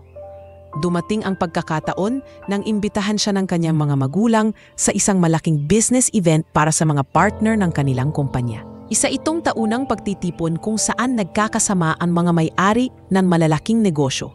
At alam niyang naruroon si Ethan kasama ang pamilya nito. Habang nakaupo siya sa kanyang silid, hawak ang telepono, tinawagan siya ng ina. "Anak, gusto naming sumama ka bukas sa event. Dadalo ang pamilya ng mga Del Monte kasama si Ethan. Magandang pagkakataon ito para maipakita mong handa ka na ring makisalamuha ulit sa mga kaibigan ng pamilya." Mumiti si Cassie, alam niyang iyon na ang sandaling hinihintay niya. "Sige ma, sasama ako," sagot niya. Ngunit sa loob-loob niya, hindi bilang si Sandra ang pupunta sa event, kundi bilang ang tunay na Cassandra Vergara. Kinabukasan, sa tulong ng isang kilalang stylist, isinuot niya ang isang eleganteng gown na kulay esmeralda na lalong nagpalutang sa kanyang mala-porselanang kutis. Ang buhok niya ay inayos sa isang sophisticated updo at suot niya ang alahas na minanapa sa kanyang lola. Nang tumingin siya sa salamin, wala ni isang bakas ng babaeng tinawag na mahirap at walang halaga ni Ethan. Ngayon, ang bumalikwas mula sa refleksyon ay isang babaeng may dignidad at lakas. Pagdating niya sa hotel ballroom kung saan ginaganap ang event, agad siyang sinalubong ng mga magulang. "Anak, ang ganda mo," sabi ng ina habang hinahaplos ang kanyang pisngi. "Salamat ma," tugon ni Cassie. "Ngayong gabi, may gusto lang akong gawin. Huwag kayong mabibigla." Bahagyang nagulat ang mga magulang niya, ngunit hindi na nag-usisa. Habang naglalakad siya papasok sa venue, napansin niya agad si Ethan sa kabilang dulo, nakikipag-usap sa ilang bisita. Suot nito ang mamahaling suit, may kumpiyansa sa tindig at may ngiting dati tila hindi nauubos. Ngunit nang magtama ang kanilang mga mata, bahagya itong natigilan. Halos hindi makapaniwala si Ethan sa nakikita. Ang babaeng buong akala niya ay isang simpleng tindera ng ukay-ukay ay ngayon ay nakatayo sa harap niya. Maganda at matikas, isang ganap na imahe ng yaman at kapangyarihan. Lumapit si Cassie, mahinang ngumiti. "Magandang gabi, Ethan." Hindi agad nakasagot ang lalaki. Halatang naguguluhan. "Si Cassandra?" tanong nito. Parang hindi makapaniwala. "Akala ko ikaw si Sandra," putol niya. "Oo, iyon ang ipinakilala ko sa iyo. Pero ngayon, oras na siguro para malaman mo ang totoo." Sa puntong iyon, dumating ang ilang malalapit na kaibigan ng pamilya ni Cassie at ilang board members ng kumpanya. Napansin nilang may tensyon sa pagitan ng dalawa, kaya nagsimulang magtanong. "Ano bang nangyayari rito?" tanong ng isa. Mumiti si Cassie, ngunit may bahid ng paninindigan sa boses. "Gusto ko lang ipaalam sa lahat na ilang buwan na akong nagpapanggap bilang isang simpleng babae para makita kung sino talaga si Ethan Del Monte. Kung paano siya makitungo sa mga taong hindi niya kilala o sa tingin niya'y walang halaga." Nagbulungan ang mga tao sa paligid at napansin ni Cassie ang pamumula ng mukha ni Ethan. At sa panahong yon, patuloy niya. "Nakita ko kung paano niya maliitin, insultuhin at gawing biro ang pagkatao ng isang tao. Hindi niya alam na lahat ng iyon ay ako. Isang babaeng anak ng pamilyang matagal ng partner sa negosyo ng pamilya niya." Hinarap niya si Ethan ng diretso. "Ethan, hindi pera o koneksyon ang batayan ng pagkatao ng isang tao. Kung sa tingin mo yon lang ang mahalaga, wala kang lugar sa buhay ko." Tahimik ang buong paligid. Tanging malalalim na bunton hininga ng mga nakarinig ang umalingaw-ngaw. Hindi nakasagot si Ethan. Nakayuko lang siya. at halatang hindi alam kung paano iangat ang sarili mula sa kahihiyan. Lumapit ang ina nito, wari gustong ipagtanggol ang anak. Ngunit pinigilan siya ng ama na marahil ay napagtanto ang bigat ng sitwasyong kinasasadla kanila. Matapos ang maikling katahimikan, tumalikod si Cassie at iniwan si Ethan sa gitna ng ballroom. Habang papalayo siya, lumapit si Marco na kanina pa pala naroon, tahimik na pinapanood ang lahat. Alam ko na ngayon kung sino ka talaga, wika nito, may ngiti sa labi. At sa totoo lang, kahit noon pa, walang nagbago sa tingin ko sa'yo. Umiti si Cassie, may bahagyang gaan sa dibdib. Salamat Marco, hindi ko alam kung kakayanin ko ang lahat ng ito kung wala kang mga salitang katulad niyan. Sa gabing iyon, sa kabila ng kabigatan ng eksena, naramdaman niya ang kakaibang kalayaan, ang pakiramdam ng isang misyon na natapos ayon sa plano at sa paraang hindi niya kailanman pagsisisihan. Ang gabing iyon sa ballroom ay naging mitsa ng isang malaking pagbagsak para kay Ethan, ilang araw matapos ang insidente. Mabilis na kumalat sa business community ang balita tungkol sa ginawa ni Cassie at kung paano nito ibinunyag ang tunay na ugali ng binata. Ang mga kwentuhan sa pagitan ng mga negosyante ay puno ng bulong at chismis na unti-unting naging matitinding usap-usapan. Si Ethan, narinig mo ba ang nangyari? Maririnig sa mga pagpupulong at pagtitipon. Grabe raw ang trato sa babae at hindi lang basta babae, anak pa ng isang pangunahing business partner ng pamilya nila. Mula sa pagiging laging tampok sa mga social event, biglang nawala si Ethan sa mga imbitasyon. Ang mga kaibigang dati ay laging kasama sa gabi-gabing kasayahan ay unti-unti ring lumayo, takot na madamay sa lumalalang imahe niya. Sa loob ng 3 linggo, sunod-sunod ang kanselasyon ng mga kontrata ng kanilang kumpanya. Isang malaking investor mula Singapore ang umatras na sinundan ng 3 pang lokal na partners. Sa isang pulong ng board ng kumpanya ng Pamilya Del Monte, mariing sinabi ng isa sa mga senior directors, "Hindi na tayo pwedeng madawit sa personal na issue ng anak ninyo. Ang reputasyon natin ang nakasalalay dito." Sa gitna ng lahat ng iyon, si Marco ang naging tahimik ngunit matatag na kaagapay ni Cassie.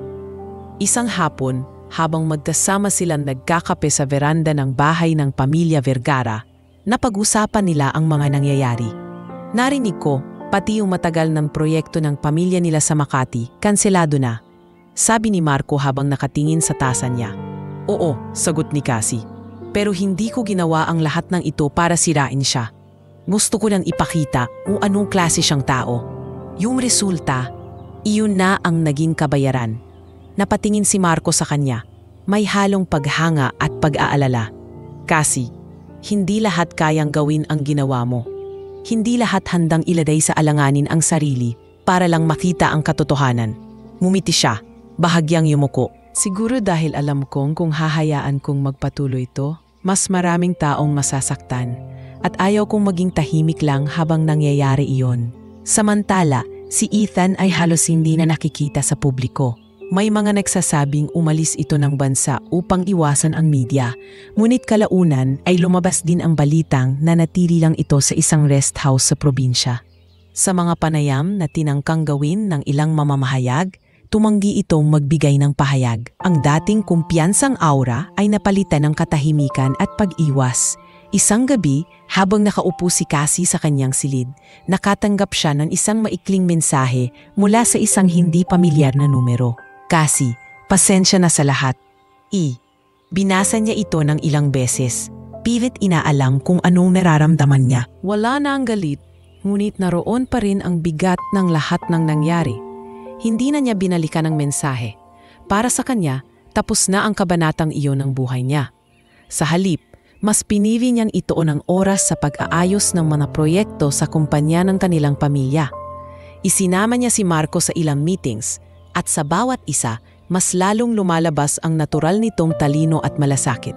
Kung tutuusin, sabi ng ama ni Cassie isang araw matapos ang meeting, "Mas gusto ko ang approach ni Marco. Hindi puro kita lang ang iniisip, pati ang pangmatagalang benepisyo para sa mga taong kasama sa proyekto." Isang hapon, nagkita ulit sina Cassie at Marco sa isang parke. "Anong plano mo ngayon na tapos na lahat?" Tanong ni Marco. Marami pa akong gustong gawin. Gusto kong magpatayo ng mga proyekto para sa mga pamilyang nangangailangan. Mga tahanang abot kaya pero maganda ang kalidad, sagot niya. At ikaw, anong plano mo? Ngumiti si Marco.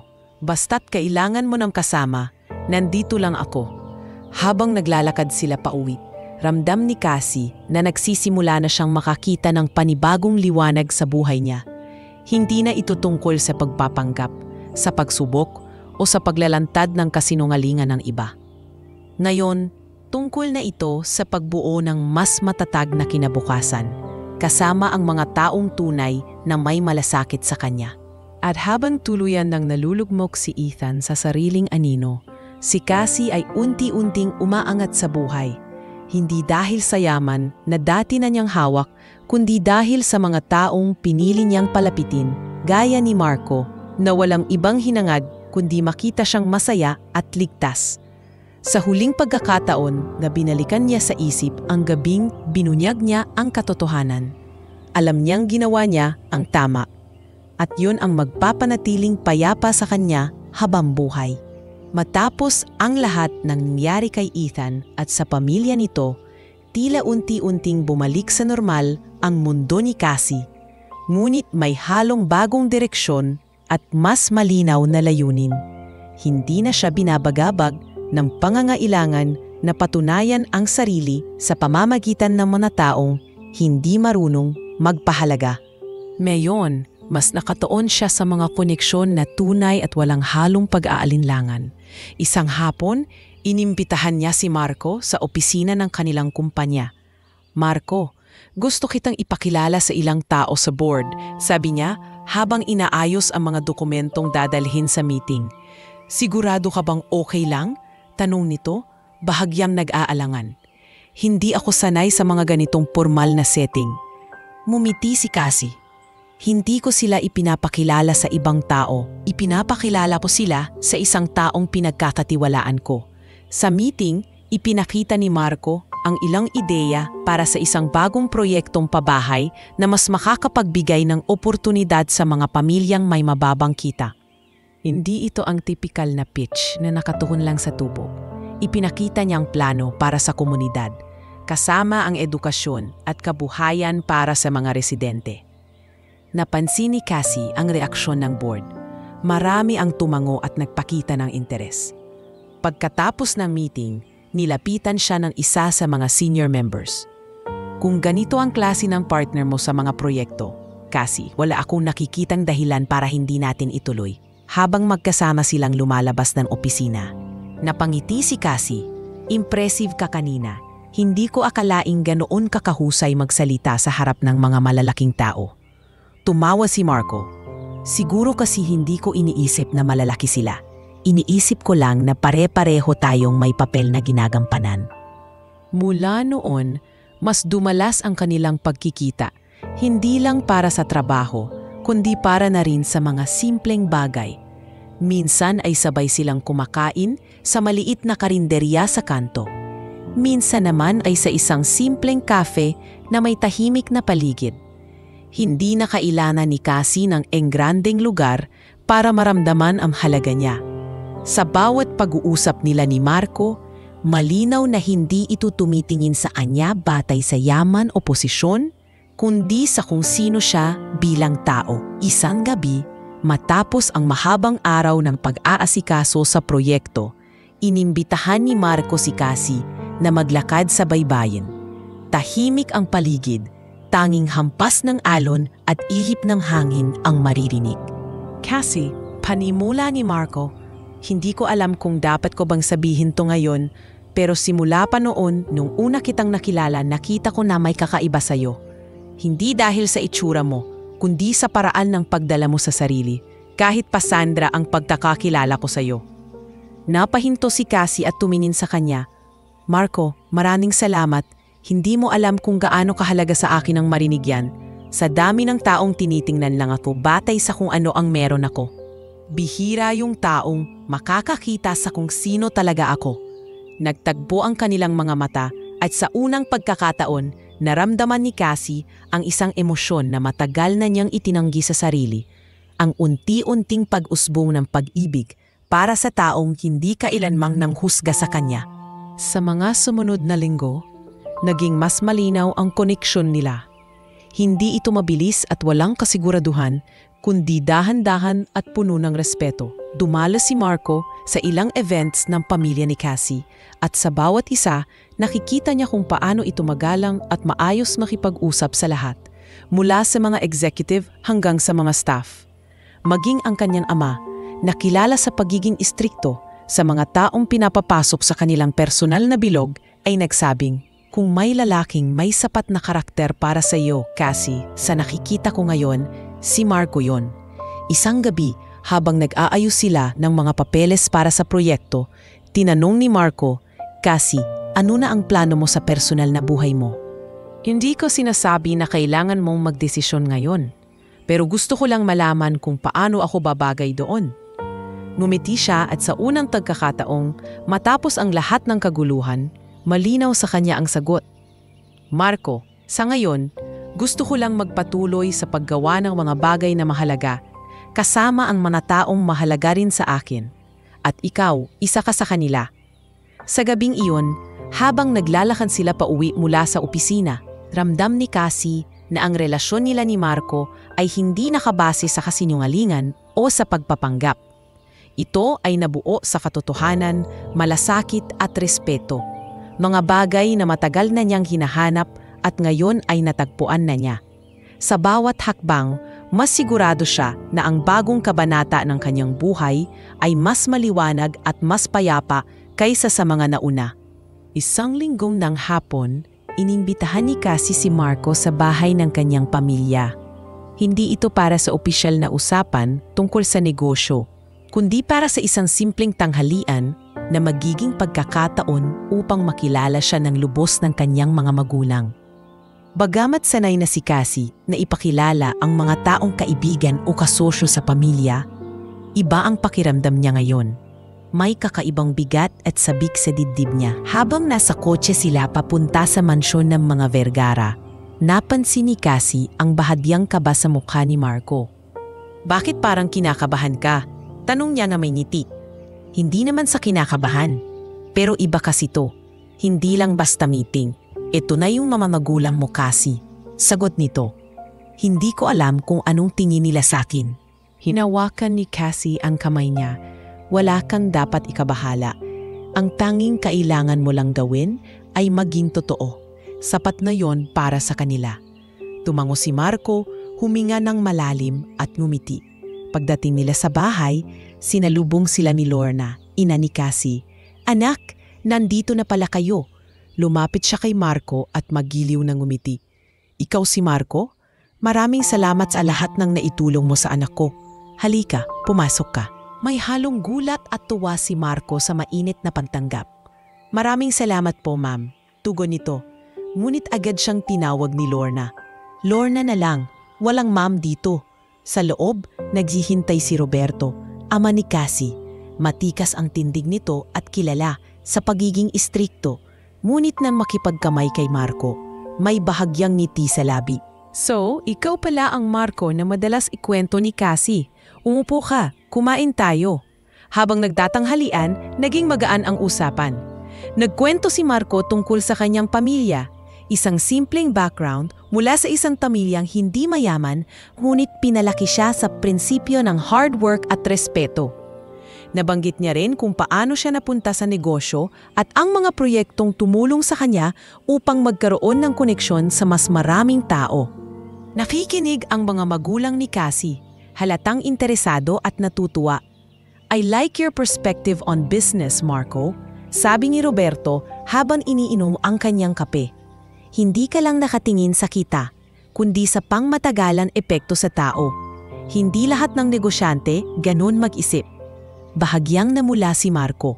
"Maraming salamat po, sir. Naniniwala kasi ako na mas magtatagal ang isang negosyo kung may tiwala at malasakit sa mga taong pinaglilingkuran nito." Matapos ang tanghalian, nagyaya si Lorna na maglakad-lakad sa hardin. Magkasunod sina Cassie at Marco habang nasa unahan ang kanyang ina. "Marco," panimula ni Lorna, Alam mo ba kung gaano kahalaga sa amin na makita ang anak namin na may kasama na marunong magpahalaga sa kanya?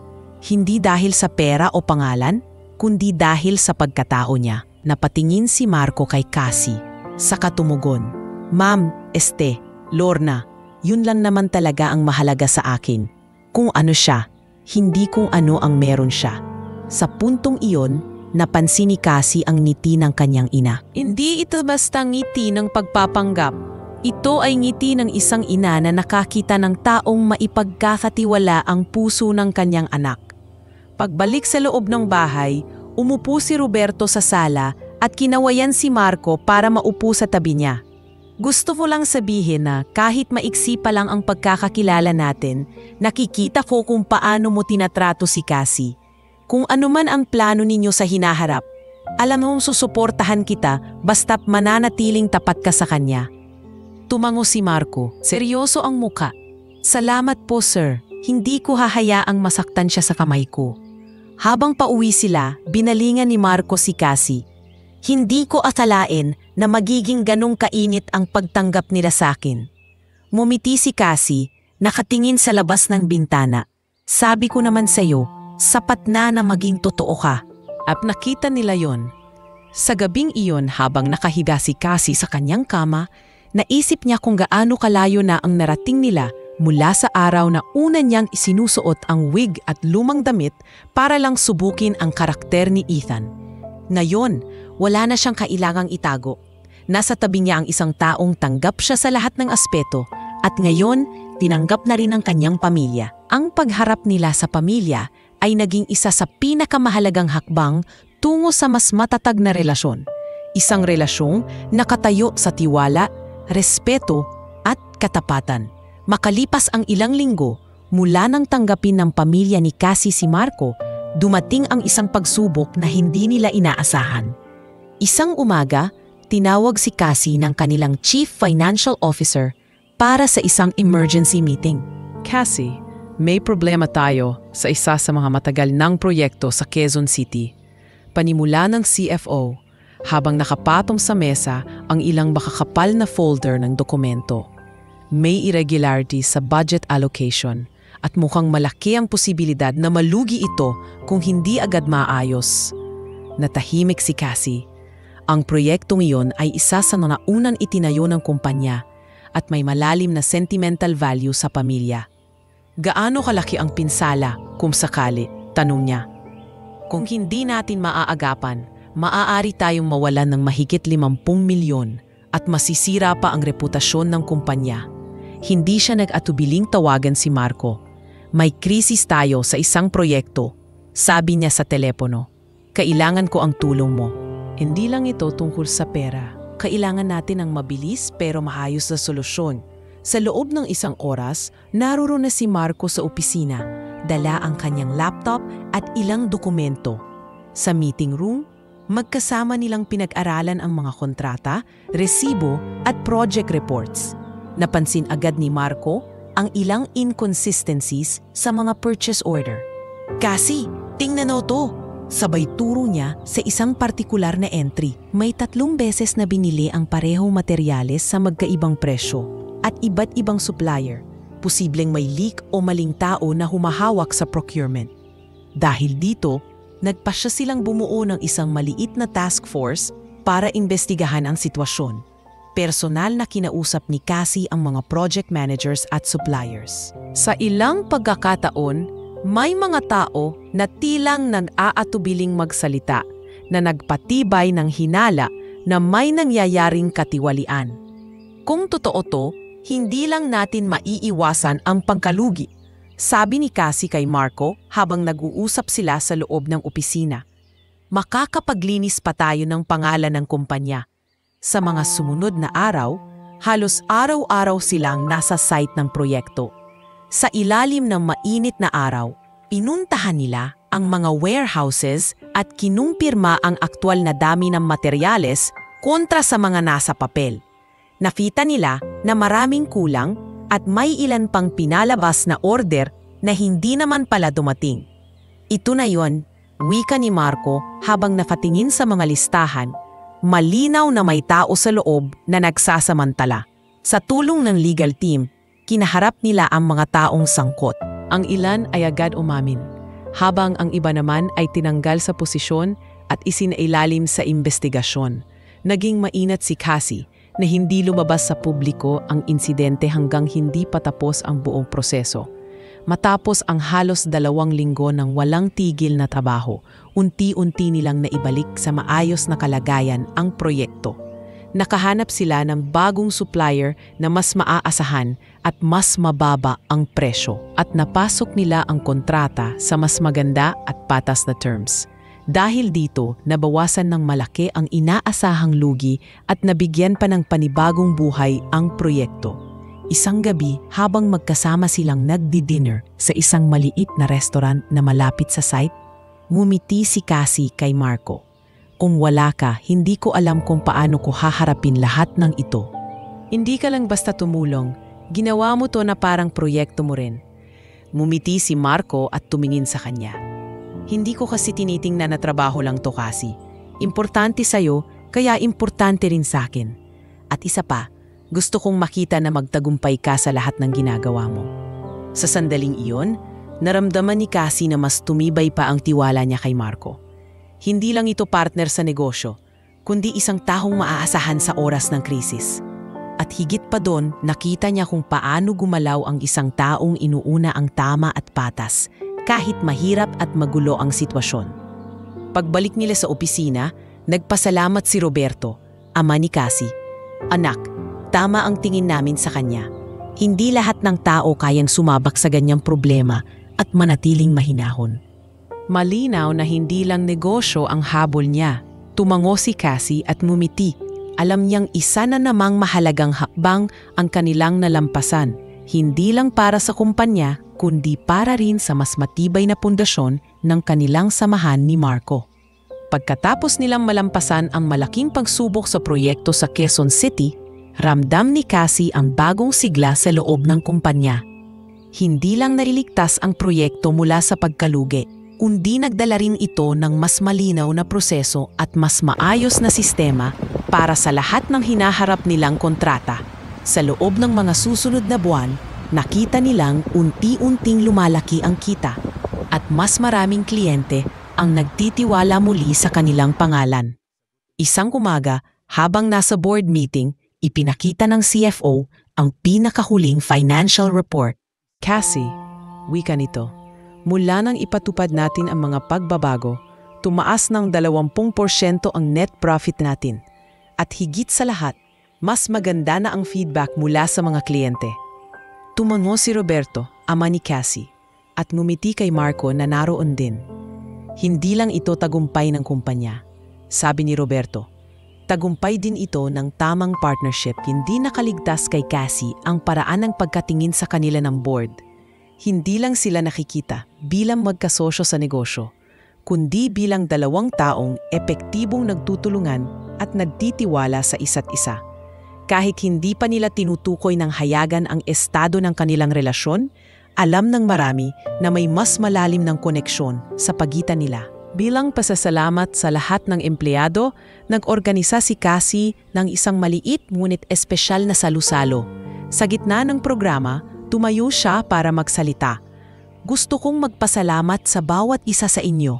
Hindi lang sa sipag at tiyaga, kundi sa tiwalang ibinigay ninyo sa akin at sa kumpanya. At gusto ko ring pasalamatan si Marco na sa kabila ng lahat ng hamon, hindi nag-atubiling tumulong at magsakripisyo para sa ikabubuti ng lahat. Napatingin siya kay Marco na nakaupo sa unahan at bahagya itong umiti habang pumapalakpak ang lahat. Kasabay ng pag-unlad ng negosyo, mas naging malapit din sila sa personal. Tuwing Biyernes ng gabi, madalas silang magpunta sa isang simpleng kafe, kung saan nagsimula silang magkwentuhan ng mas personal na bagay. Mga alaala ng kabataan, mga pangarap na minsang itinago, at mga plano para sa hinaharap.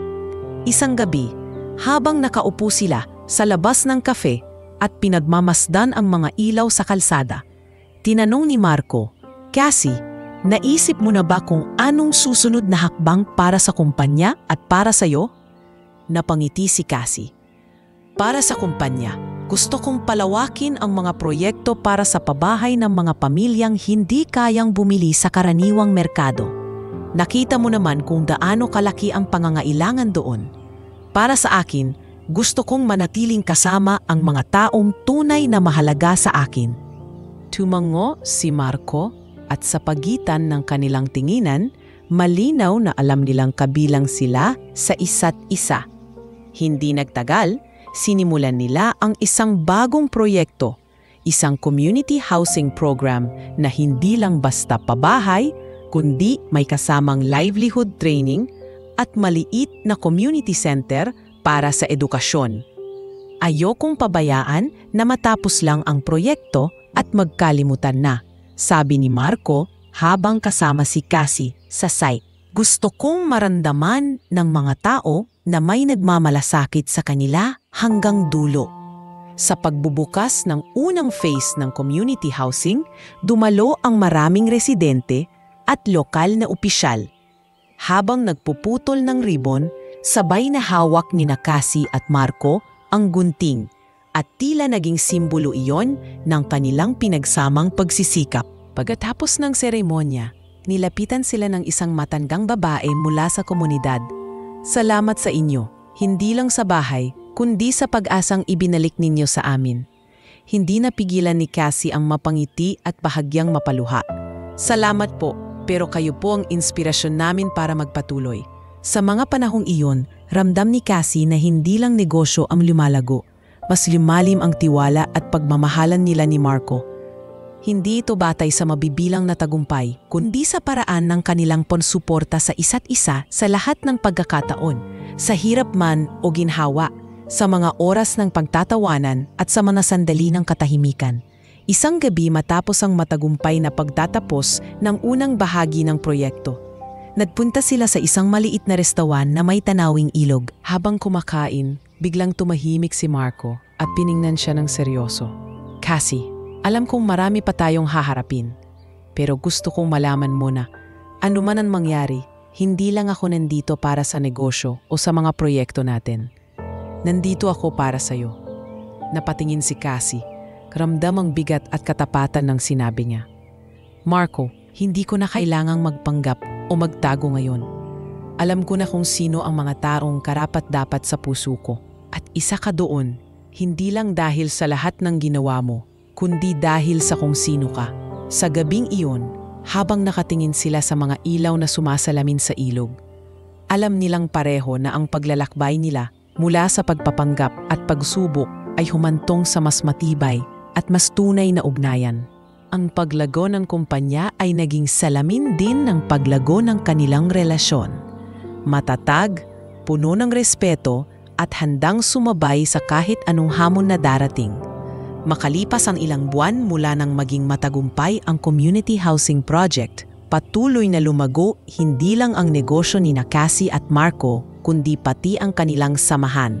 Ngunit sa likod ng mga normal na araw ng meetings, site visits at simpleng paglabas, may isang lihim na plano si Marco na matagal na niyang pinaghahandaan. Isang panukala na magbabago ng takbo ng kanilang buhay. Isang hapon, inanyayahan ni Marco si Cassie na magpunta sa isang lugar na hindi niya sinabi kung saan. Surprise! Ang tanging sagot nito nang tanungin niya kung ano ang pupuntahan nila. Habang nagmamaneho si Marco, napansin ni Cassie na pamilyar ang ruta. Pagdating nila, natigilan siya. Nasa harap sila ng isang maliit na ukay-ukay shop sa lumang distrito ng Lusot. Halos kapareho ng kwentong persona na ginamot niya noon bilang Sandra. Bakit tayo nandito? Tanong ni Cassie. Nakangiti, ngunit halatang naguguluhan. Dito kita gustong dalhin. Sagot ni Marco, nakatitig sa kanya. Hindi man ito ang eksaktong lugar kung saan unang beses tayong nag-usap ng mas matagal, pero ito ang kumakatawan sa panahong nakilala kita sa anyo na akala ko ay simpleng babae lang na may mabuting puso. Pumasok sila sa loob ng tindahan. Wala itong masyadong mamahaling gamit, ngunit puno ng mga kasangkapang may kasaysayan. Sa gitna ng maliit na espasyo, may isang mesa na may kandila at maliit na flower arrangement. Dahan-dahang humugot si Marco ng maliit na kahon mula sa kanyang bulsa, lumuhod at tiningnan siya ng direkta sa mata. Cassie, panimula niya, kilala kita sa dalawang magkaibang muka.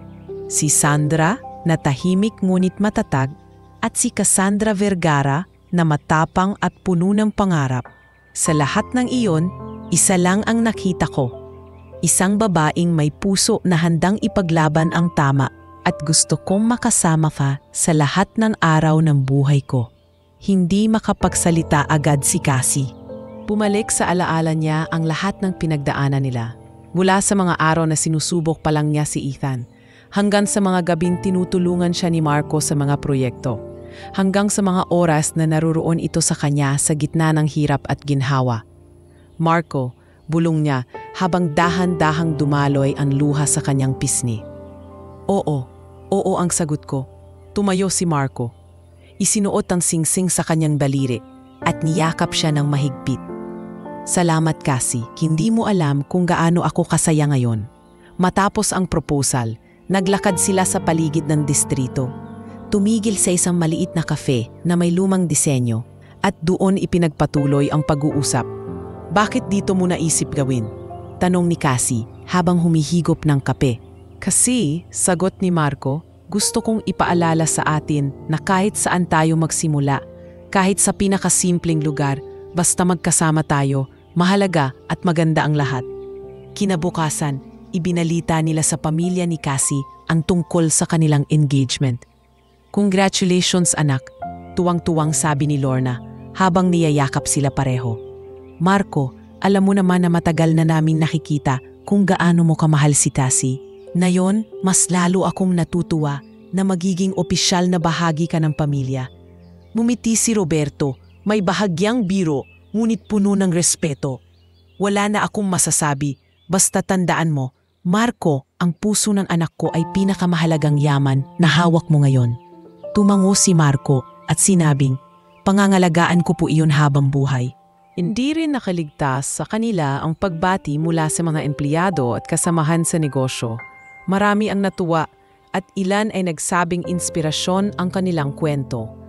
Para kay Cassie, mahalaga iyon na hindi lang ang kanilang relasyon ang nagtagumpay, kundi pati na rin ang tiwala ng mga taong nakapaligid sa kanila. Habang pinaplano nila ang kasal, nanatiling simple ngunit makabuluhan ang kanilang mga araw. Patuloy silang nagtatrabaho sa kumpanya at sa mga proyektong nakalaan. Ngunit sa bawat hakbang, ramdam ni Cassie ang lalim ng pagmamahalan nila. Hindi na niya kailangang magpanggap o magtago. Ngayon, hawak niya ang kamay ng taong nakita at minahal siya sa lahat ng anyo. At iyon ang pinakamagandang regalo na nakuha niya mula sa lahat ng pagsubok na pinagdaanan.